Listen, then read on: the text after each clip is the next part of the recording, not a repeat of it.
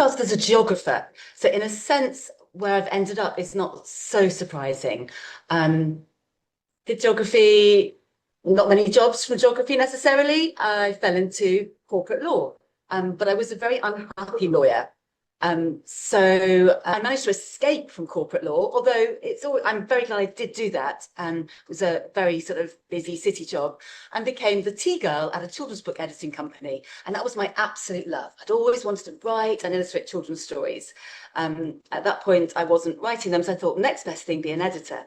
I was lucky to find someone who'd let me take that chance. Worked up, became an editor, and then I had lots of children. 4 children later, stayed at home to look after them, which was actually even better than being a children's book editor. And I'd always thought later I'll become a teacher. In her journey from lawyer to teacher, Juliet Nolan began to think about the best ways to approach children and young people on climate change. There were things she felt that teachers and children, different generations, had in common. Just as within a classroom, you might start off as a teacher thinking that you need to teach differently for a child who has a challenge like dyslexia or ADHD or colour blindness or all sorts of things. In actual fact, really good teaching for primary school children is really good teaching for all of them. And I am thinking increasingly that what works for young children works for older children and really works for adults too. Not always, of course, and we can maybe sit for longer. We might have a longer concentration span. Hopefully we come with more knowledge beforehand. But I do think a good lesson at any age or communication would mean you'd find out where your audience is. That's the same if we're talking about a climate conversation with an adult. Find out where they are. You break a complicated subject down into next steps, simple steps. You chunk it.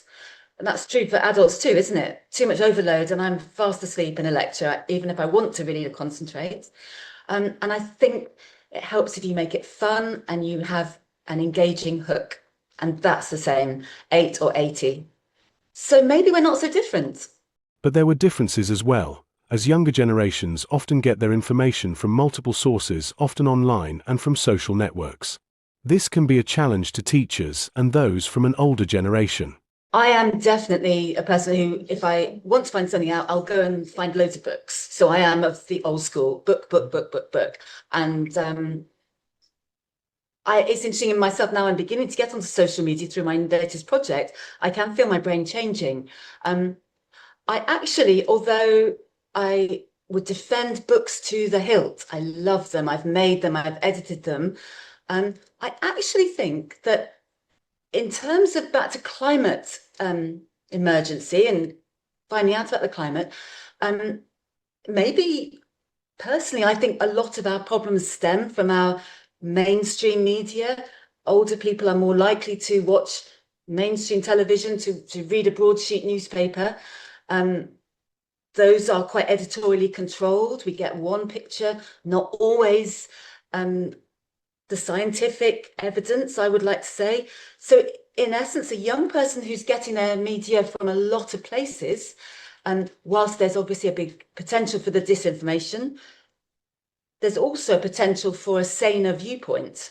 So it's not all bad, but it is different. You are right in that. I also do think young people are taught a little bit in schools about how to spot misinformation, how to check their sources. And yet someone my age, I'm 54, I've had no instruction on that at all. My parents, no instruction. So if someone of my age goes onto Facebook, we are very vulnerable. We are ill-equipped to necessarily tell what's right and wrong. Juliet felt that engagement with many young people was about listening to them and also the stories they and others have to tell about the climate crisis and how different people across the globe are tackling the problem. In a sense, it is a nod back to old-fashioned collecting stories orally and retelling them orally. It started because I felt it was really important that we listened to people and that we weren't just told who we could listen to. I wanted all of us, any ordinary person, ordinary person, to be able to tell their story, how the climate crisis was impacting them, how the decline in nature was impacting them, and all the interconnecting injustices. So it's not just climate, is it? It's inequality, it's race, it's gender, it's everything. And while I was still a primary school teacher, I thought this would be really good for my children. At the time, I was teaching 6-year-olds, but I explained to them, we're going to do a really useful, good thing to help the planet and people. And they instantly said, oh, we're going to give them some money. I said, no, not this time. Oh, we're going to do recycling. Not this time. I said, we're going to listen to them.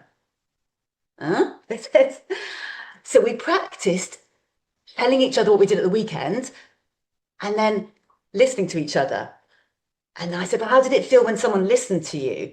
And then they sort of realized that it felt quite good if someone really listened to us. So I'd got them on board with that. They said, okay, so maybe this is a good thing we're doing. And then we came up with some questions to send to a school in India to ask them how the climate changes were affecting their grannies, their uncles, their aunts, their crops, their animals, their baby brothers. And when they sent back their answers, we painted pictures and wrote poems in response. So the whole exercise was about listening, and that has led me now to think I should broaden this. I'm no longer just a teacher. So I've set up the Climate Stories Library. All of us of a certain age can remember how things have changed in terms of nature. And that too, I think, is worth recording. So that would be wonderful to have some contributions. Juliet now uses social media and has set up a climate library of stories about different people's experience of climate change. She finds it intriguing that the new digital age can take us back to an older tradition of oral communication where stories became the way that people learnt about their community and the world around them. And I've been contacting grassroots groups all around the world, sort of farmers in Chad, seed collectors in the Amazon, and some of whom have a large proportion of their community who aren't literate. So it really is going back to an age of recording their oral history.